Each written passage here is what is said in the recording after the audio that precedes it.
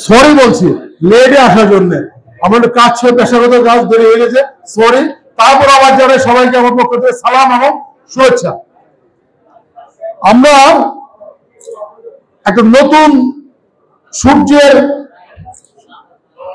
আলো উদ্ভাসিত বর্তমানে। আমরা মহান ৭১-এর সেই স্বাধীনতা যুদ্ধ, মুক্তিযুদ্ধের চেতনা এবং ২০২৪-এর আরেকটি স্বাধীনতা যুদ্ধের চেতনা, এর দুটোকে মিলে একটা ঐক্যবদ্ধ বৈষম্যহীন বাংলাদেশ গড়ে তুলব। এবং এক্ষেত্রে পুলিশ আপনাদের সারথি থাকবে। আপনারা বলেছেন সব জায়গায় কিছু ঝামেলা লোক থাকে, যারা ঝামেলা করেছে তারা আইনের আশ্রয় আসবে, তারা সুযোগ হবে। এখানে আমি করে থাকলে আমিও আসবো। তো আজান হয়ে যাচ্ছে, কথা খুব সংক্ষিপ্ত। মত বিনিময় সভা হচ্ছে আসলে শারদীয় দুর্গ উৎসব উপলক্ষে। আমার হিন্দু সম্প্রদায় আমার বন্ধু রয়েছে, তো আমি আশা করব যে আমরা অতীতে ন্যায়, আমরা আজকে সরকারবেলা কোর কমিটি মিটিং করেছি বিভাগীয় কমিশনার মহোদয়ের সভাপতিত্বে।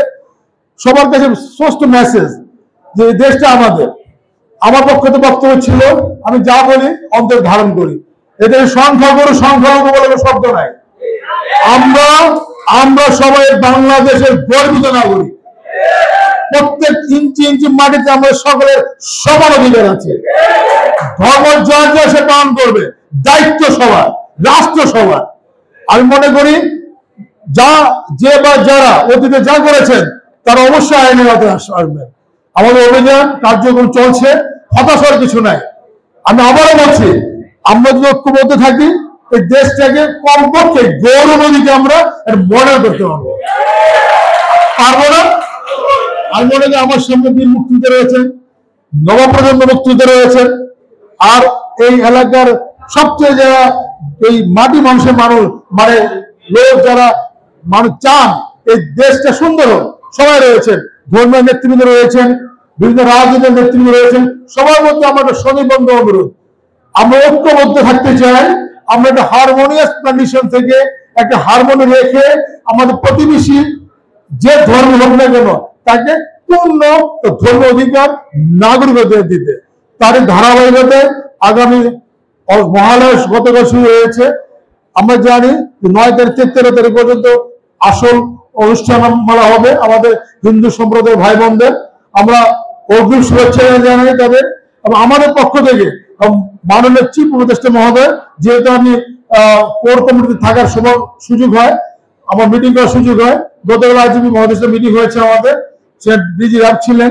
আমরা সবাই মিলে একটা সিদ্ধান্তে, আমি যে আগে বলেছি এখানে অন্য কোনো বিষয়ের কথা আমরা বলবো না, আমরা আমাদের এই ধর্মীয় উৎসবটাকে একেবারে নিষ্কণ্ঠ যতটুকু আনন্দ উৎসব করা যায় আমরা সবাই মিলে করব।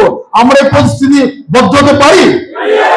যদি পারি তাহলে আমাদের সবাই আজকে এখানে শেষ, কিন্তু সময় শেষ, কাজ শেষ হয়নি, কাজ চলবে। আমরা সুন্দর আগামী প্রত্যাশী, যার স্বপ্ন দেখেছিল সবাই, কিন্তু কোনো কারণে ব্যর্থ হয়েছিল। আমরা ২৪-এর ৫ই আগস্ট আমরা আবার জেগে উঠেছি। আমরা এর আলোকে চলবে ইনশাল্লাহ মহান মুক্তিযুদ্ধের চেতনা, ২০২৪ সালের চেতনা, ঐক্যবদ্ধ বাংলাদেশ। আর আমি কথা বাড়াবো না, যারা আমাদের সুযোগ করে ধন্যবাদ জানাই। আর যারা বসে দীর্ঘ সময় বসেছিলেন, আমি আবারও দুঃখ প্রকাশ করছি, খাওয়া প্রার্থী আপনার সাথে কারণে আটকে গিয়েছিলাম।